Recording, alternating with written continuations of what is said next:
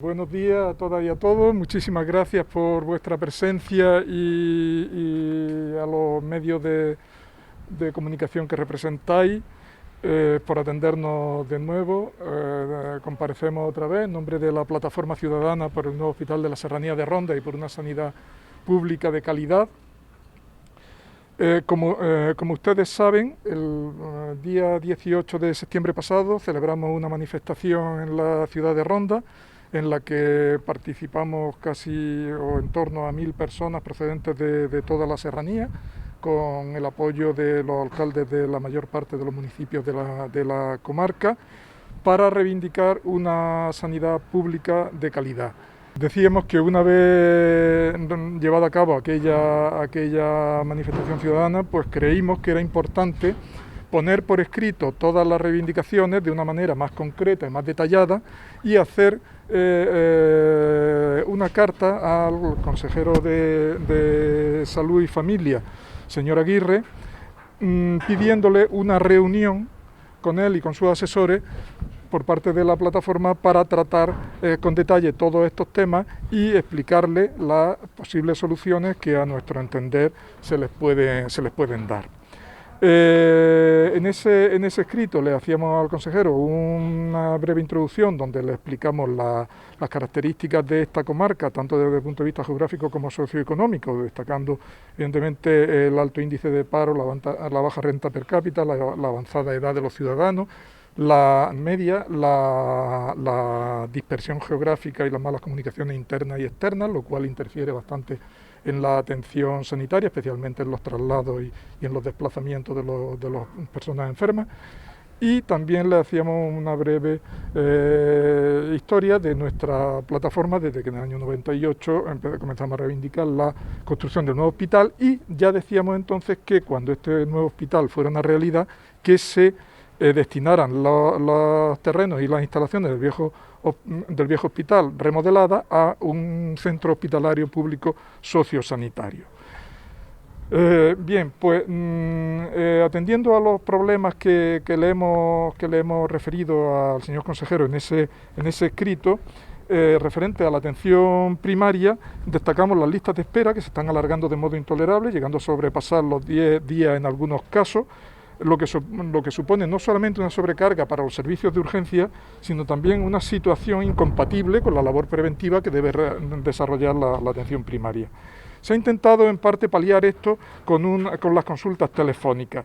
pero las consultas telefónicas tienen evidentemente una razón de ser en determinados casos, pero nunca son un sustituto de las consultas presenciales.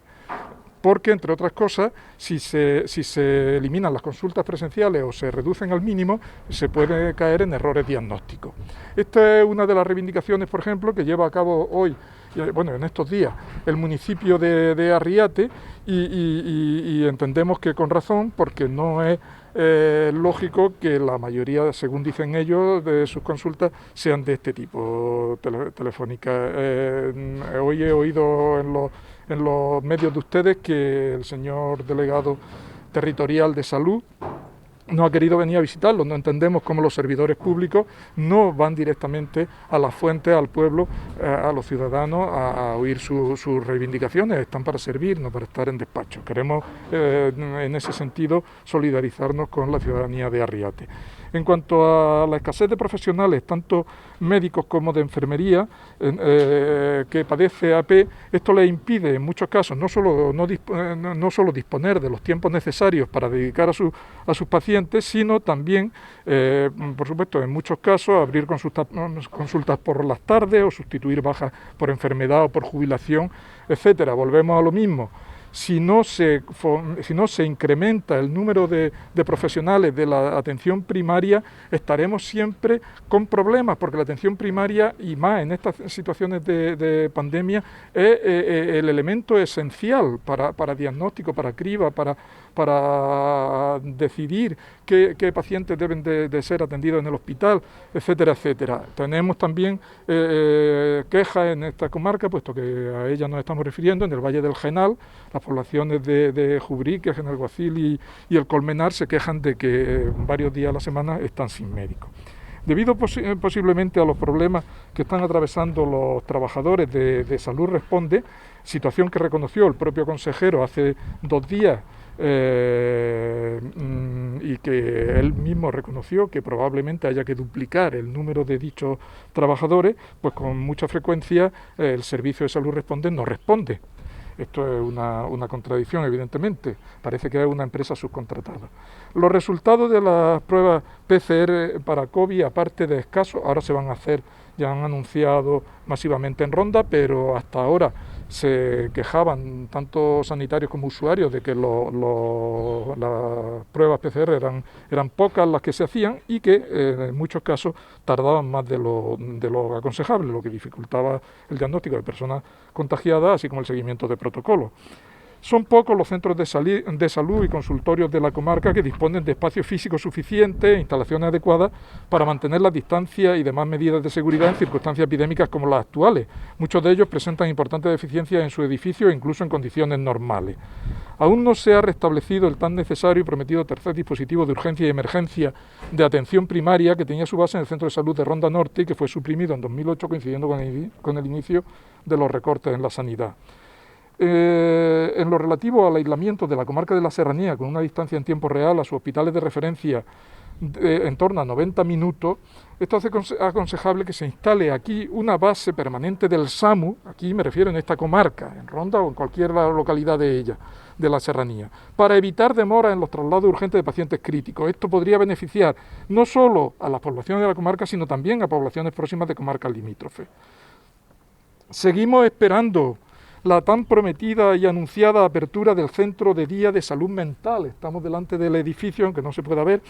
y queríamos hacer aquí esta rueda de prensa precisamente para reivindicar esto. Evidentemente creemos que el origen de todas estas deficiencias está fundamentalmente en la escasez de recursos que se destinan a la atención primaria, a pesar de que se anunció en su día que que Andalucía se iba a anticipar, iba a potenciar la atención primaria. Aquí no se ha visto traslucido eso en resultados prácticos. Y esto lleva a que en la comarca hay un déficit de profesionales sanitarios y también no sanitarios relacionados con la sanidad, así como de medios técnicos, incluyendo la escasez de rastreadores. Parece, pues, que es imprescindible que se potencie la atención primaria en general, que es la espina dorsal, como decimos, del sistema sanitario público, como se ha demostrado en esta pandemia, que se tome en consideración por parte de la Consejería el declarar la comarca de la Serranía como zona de especial necesidad desde el punto de vista sanitario, dotándola de recursos económicos suficientes y estableciendo incentivos fiscales o de otro tipo, como contrataciones estables, etcétera, para aquellos profesionales de la sanidad pública que quieran asentarse en ella, y que se dote de una vez a la atención primaria de los medios humanos técnicos que precisa, así como del reconocimiento y de la dignidad que merece. Esta petición que hacemos se contradice un poco con esta normativa que ha salido recientemente, por la que parece que se abre la mano a recortar derechos laborales a los trabajadores sanitarios con objeto de que rindan durante más horas.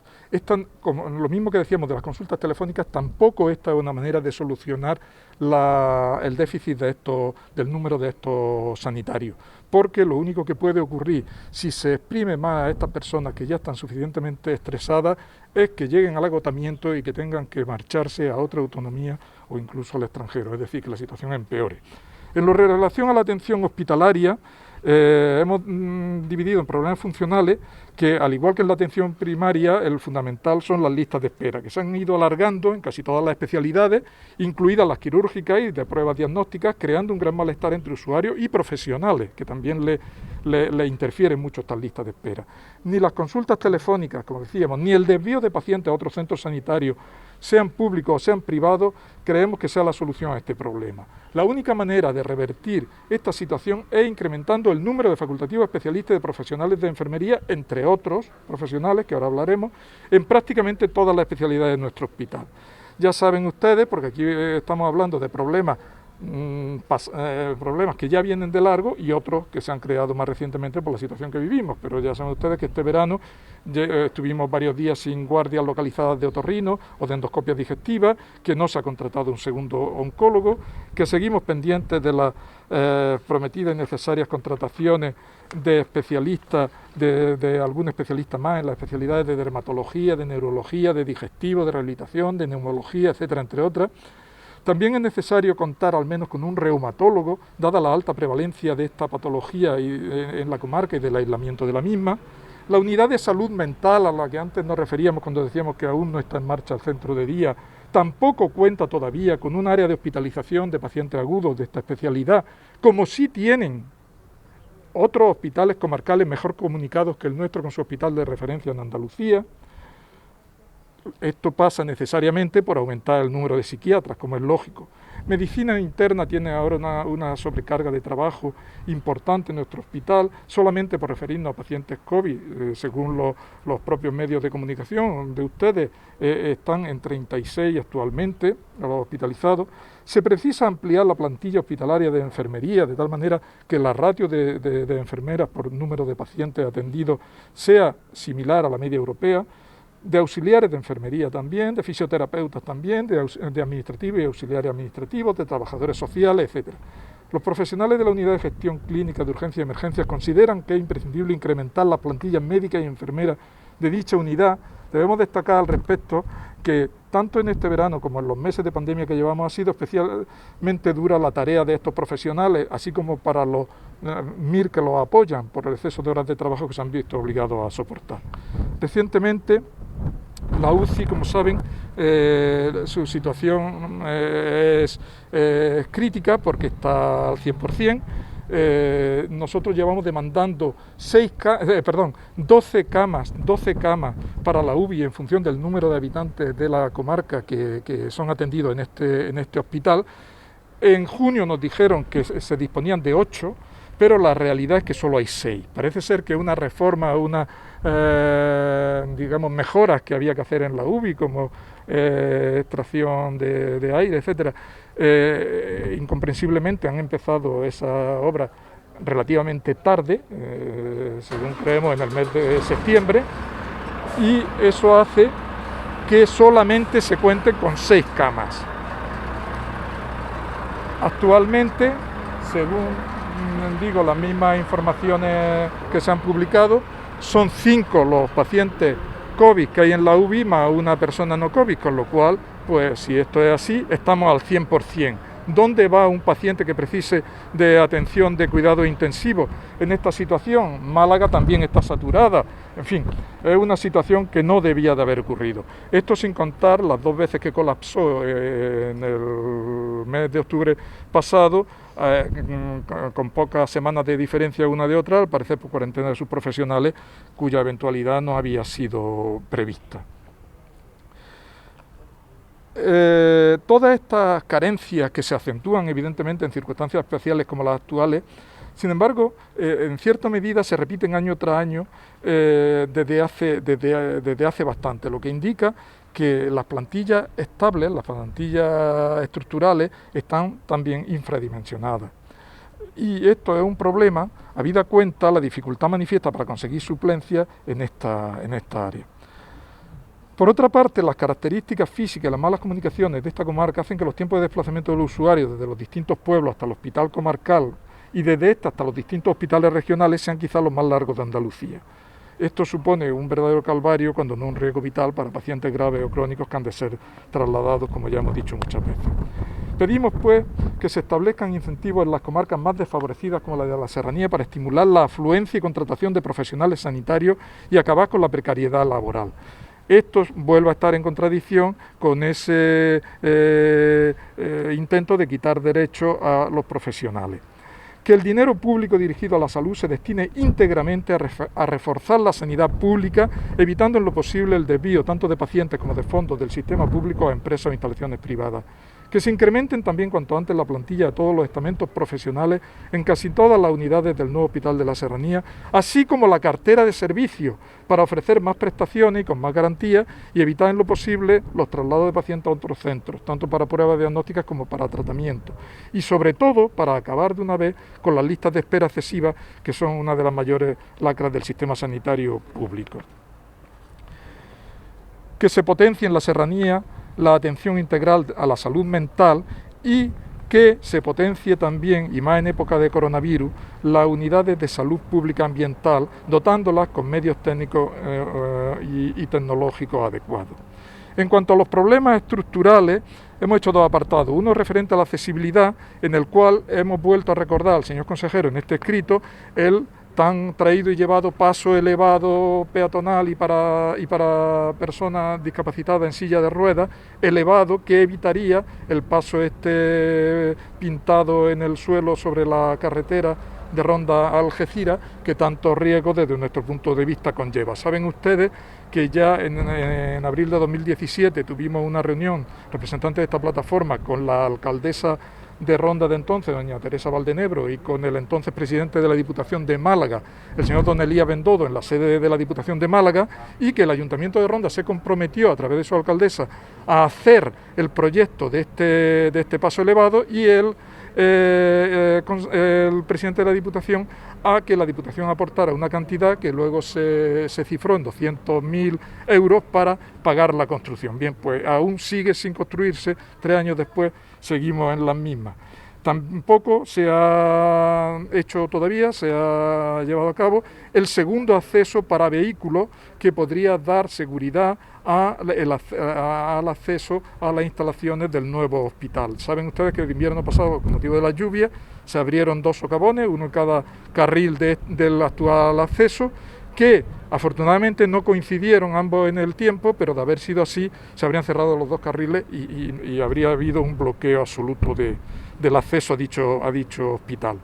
Las plazas de aparcamiento para vehículos también llevamos tiempo reclamando que se incrementen, aunque ahora en época de coronavirus esa falta no se nota tanto, pero en condiciones normales, en horas puntas de consulta, faltan aparcamientos. En cuanto a las instalaciones interiores, seguimos reclamando, todo esto ya está en las proposiciones no de ley aprobadas por el Parlamento, que el área de neonatología se sitúe en la zona donde están los quirófanos de maternidad y los paritorios y no en una planta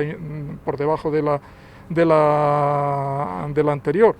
que obliga al uso de ascensores. Queremos que el área de pediatría deje de ser zona de paso, y queremos que tanto la unidad de cuidados intensivos como la área de hospital de día médico y quirúrgico se le hagan las remodelaciones que sean precisas para la idónea vigilancia de los pacientes en ella ingresados. En lo referente al futuro centro sociosanitario de la Serranía de Ronda, que tanto estamos echando de menos ahora en esta situación especial en la que estamos viviendo, saben ustedes que el consejero el señor Aguirre anunció el día 3 de julio de 2019 que el Consejo de Gobierno lo había aprobado, previamente lo había aprobado también el Parlamento. Eso fue una gran noticia para toda la Serranía, pero él mismo dijo que estaría operativo a finales de 2019 o principios de 2020, pero la realidad es que apenas se ha llevado allí actuación alguna. Y además los anuncios sucesivos que se han ido haciendo de las partidas iniciales que se iban a destinar a estas obras de remodelación, pues han ido descendiendo progresivamente, tampoco sabemos por qué, desde los 500.000 euros que en aquella comparecencia anunció el consejero que se iban a aprobar en el Consejo de Gobierno de agosto de 2019, a los 240.000 que el propio consejero anunció cuando vino a Benaujan en noviembre del año pasado, a los 140.000 que anunció el señor don Carlos Bautista, el delegado territorial de salud, en su visita a Ronda en diciembre pasado. El hecho es que aún no se han visto ahí actuaciones decididas. No entendemos que durante esta crisis se hayan habilitado y medicalizado recintos tales como residencias de tiempo libre o incluso hoteles, como se ha anunciado en Écija y en Sevilla, y que, sin embargo, no se le haya dado un impulso ya decisivo al Centro Hospitalario Público Sociosanitario de la Serranía de Ronda y a esa red pública de dichos centros sociosanitarios para toda Andalucía, de la que el centro de Ronda, el sociosanitario de Ronda, sería el punto de partida o centro piloto. No lo entendemos porque no es lógico que hoy se hayan instalado estas carpas para hacer determinaciones a una gran parte de la población de Ronda en este mismo recinto de Ronda Sur, cuando se podían tener unas instalaciones donde se pudieran las personas mover con mucha más comodidad y más, en fin, y en mejores condiciones en el hospital viejo, utilizando, por ejemplo, la antigua zona de la urgencia para que los coches fueran subiendo, pasando por allí las personas haciéndosele la prueba y saliendo por el otro lado de la rampa. Es decir, que no entendemos por qué ese centro no se le ha dado un impulso decisivo y se ha utilizado ahora para la atención COVID y luego más adelante, cuando esta epidemia pase, pues darle ya su utilidad primordial, que evidentemente es la atención a pacientes crónicos, etcétera, etcétera, como ya ustedes saben. Entonces, seguimos reivindicando que ese centro sociosanitario se termine, se remodele, se haga, se ponga operativo. Y para eso ahora hay un dinero que proviene probablemente a toda la autonomía de la Unión Europea, y creemos que tanto el Ayuntamiento de Ronda como las Diputaciones de Málaga y Cádiz deben de exigir al Gobierno de Andalucía que le dé un impulso ya decisivo a la construcción del Centro Hospitalario Público Sociosanitario de la Serranía. Así es que, bueno, muchas gracias a todos ustedes y esperamos que esto sirva para que mejoren las condiciones.